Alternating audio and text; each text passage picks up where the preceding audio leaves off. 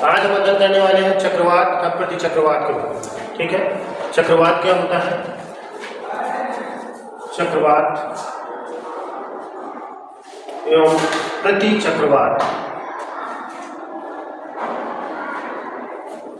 प्रति चक्रवात cyclone and anti cyclone कहा जाता है प्रति चक्रवात को। ठीक है, इसके बाद हम और पढ़ेंगे वर्षा, वर्षा के प्रकार।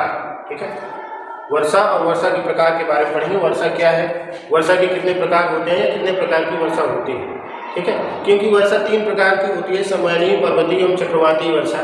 इसलिए चक्रवाती वर्षा को जानने से पहले हम थोड़ा सा चक्रवात के बारे में दृष्टि डाल देते हैं। ठीक है, क्या होता है चक्रवात और प्रति चक्रवात। ठीक है, तो सबसे पहले कुछ कंडीशंस होती हैं चक्रवात की। चक्रवात कहाँ पर उत्पन्न होते हैं? पृथ्वी, ये आपका इक्वेटर लाइन है जिसे भूमध्य रेखा कहा जाता है। ठीक है, आपने पढ़ा होगा कोरियालिस बल।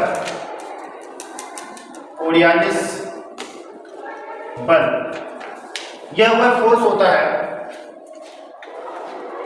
जिससे पौने अपने दिशा में परिवर्तन लाती है। जब पृथ्वी घूर्णन करती है तो आपने पढ़ा है उत्तरी गोलार्ध में अपनी दाईं ओर पौने मुड़ती है और दक्षिणी गोलार्ध में बाईं ओर मुड़ जाती है। पढ़ा है, बताया गया है? तो क्या होता है, जो विषुवत रेखीय क्षेत्र होता है वहां पर कोरियालिस बल का प्रभाव सबसे कम होता है। ठीक है, क्योंकि यह विषुवत रेखीय व्यास जो है यहाँ पर सबसे ज्यादा लंबाई होती है और जैसे जैसे ऊपर बढ़ते जाएंगे कोरियालिस बल का प्रभाव ज्यादा होता जाता है। समझ रहे हो नहीं? विषुवत रेखीय क्षेत्र पर कोरियालिस बल का प्रभाव कम होता है। जैसे जैसे ऊपर की ओर या ध्रुवों की ओर बढ़ते चले जाएंगे, ठीक है, ध्रुवों की ओर बढ़ते चले जाएंगे, वैसे वैसे कोरियालिस बल का प्रभाव अधिक हो जाएगा, यानी ध्रुवों की तरफ क्या हो जाएगा, अधिक। और जो आपका विषुवत रेखीय क्षेत्र है यहाँ पर क्या होगा, कोरियालिस बल का प्रभाव कम हो जाएगा। ठीक, समझ में आ रही बात? ग्लोब है आपके पास, 1 मिनट, एक ग्लोब है ना? पृथ्वी किधर घूमती है? ऐसे घूमती है ना? ये कौन सी दिशा है? इधर पूर्व है, इधर पश्चिम है ना? पश्चिम से पूर्व ऐसे घूमती है। अब सबसे ज्यादा देखो आप, ये यहाँ पर कोरियालिस बल का प्रभाव जो विषुवत रेखीय क्षेत्र है ना, जब घूर्णन करेगी तो सबसे ज्यादा प्रभाव यहाँ पर पड़ेगा। ठीक है, या यहाँ से अधिक यहाँ पर। ठीक है, ये भाग लगेगा कि जल्दी घूम रहा है और ये भाग लगेगा कि देर में घूम रहा है। ठीक है ना, ये समय अधिक लगेगा इसको यहाँ की अपेक्षा। ठीक, नहीं, कहने का मतलब ये है कि जो कोरियालिस बल का प्रभाव है वह केंद्र यहाँ पर विषुवत रेखीय क्षेत्र पर कम होगा और ध्रुवों पर अधिक होगा। ठीक है, तो क्या होता है भैया, 0 से 5 डिग्री, यानी 5 डिग्री नॉर्थ से 5 डिग्री साउथ, 5 डिग्री नॉर्थ से 5 डिग्री साउथ तक का जो क्षेत्र है, ठीक है, नॉर्थ और साउथ, ये इस क्षेत्र पर क्या होता है, कोरियालिस बल का प्रभाव कम होता है। ठीक है, समझ रहे हैं बात को? इसके बाद 5 डिग्री से 30 डिग्री ऊपर यानी कि उत्तरी अक्षांश, ठीक है, ध्यान दीजिएगा 0 से समझा रहे हैं। ठीक है, और 30 डिग्री आपका दक्षिणी अक्षांश। ठीक है, यह क्षेत्र होता है अधिक गर्म क्षेत्र है, उष्णकटिबंधीय क्षेत्र होता तो ये भी है, लेकिन यहाँ पर कोरियालिस बल का प्रभाव कम होता है। ठीक है, और इस क्षेत्र पर क्या होता है, जो समुद्री जल होता है इसका टेम्परेचर शायद 27 डिग्री के लगभग होता है या आसपास होता है, 27 डिग्री सेल्सियस के आसपास होता है। ठीक है, तापमान क्या होता है। और चक्रवात तथा प्रति चक्रवात इसी जगह पर उत्पन्न होते हैं जहां पर समुद्री जो तापमान होता है, जल का तापमान और दाब अधिक होता है। ठीक है, यानी निम्न दाब, अधिक नहीं, निम्न दाब वाला क्षेत्र होता है। टेम्परेचर अधिक होगा तो निम्न दाब वाला क्षेत्र होगा, ये तो आपको पता ही होगा। जहां पर दाब अधिक होगा, दाब अधिक होगा, वहां पर ताप क्या हो, सॉरी, जहां पर ताप अधिक होगा, ताप अधिक होगा, वहां पर क्या होगा, दाब कम होगा। होगा कि नहीं, हमने बताया था ना आपको, ये चीज याद रखो, जहां पर ताप अधिक होगा वहां पर दाब अधिक होगा। अब ध्यान दीजिएगा, ये जो पॉइंट है इनको एकदम याद रखिएगा, बहुत ही महत्वपूर्ण चीज है, इनको एकदम याद रखिएगा। ठीक है, क्या है, ताप अधिक होने पर दाब यानी लो प्रेशर कह सकते हैं, लो प्रेशर हो जाएगा वहां पर। ठीक,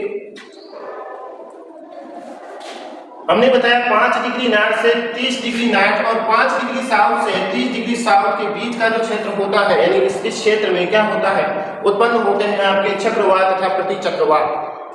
ठीक, इतनी बात समझ गए? और 27 डिग्री सेल्सियस तापमान होना चाहिए तथा निम्न प्रेशर लो प्रेशर वाला क्षेत्र होना चाहिए। ठीक है, ये कंडीशन आप समझ गए। और एक हमने बताया कोरियालिस पर, पृथ्वी के घूर्णन के कारण यह आपको क्या होता है, चक्रवात तथा साइक्लोन एंड एंटी साइक्लोन जैसी स्थिति उत्पन्न होती। अब देखते हैं चक्रवात क्या होता है।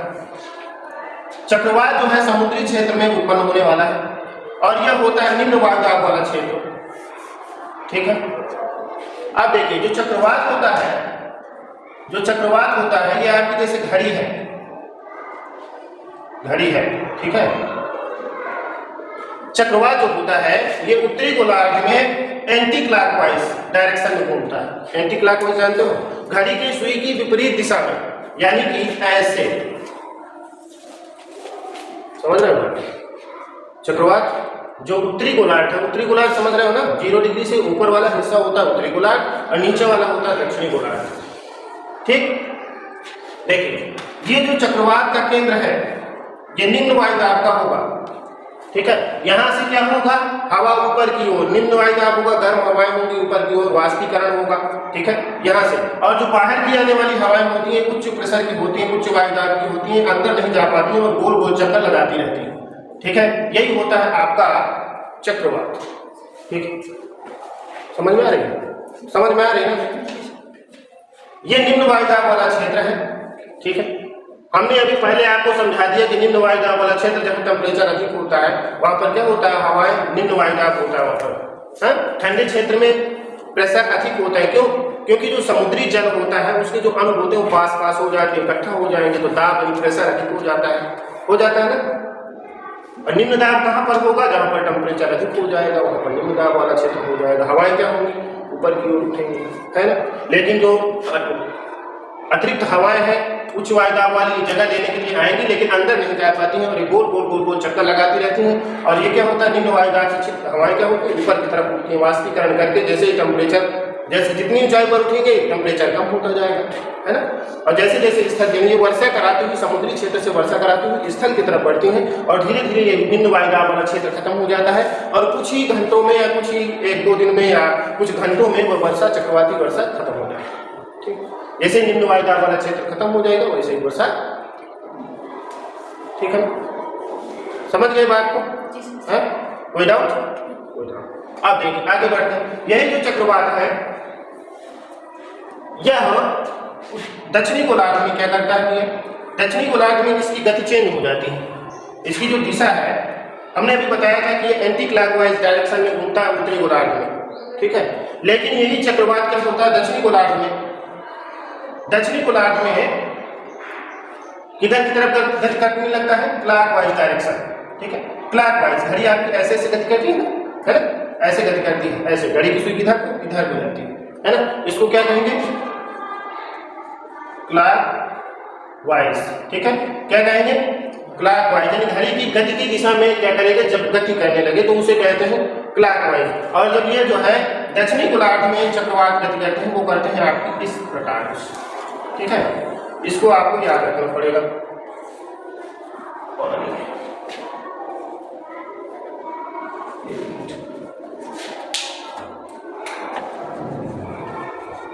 दक्षिणी गोलार्ध में किधर की तरफ गति करते हैं, ये क्लॉकवाइज। ठीक,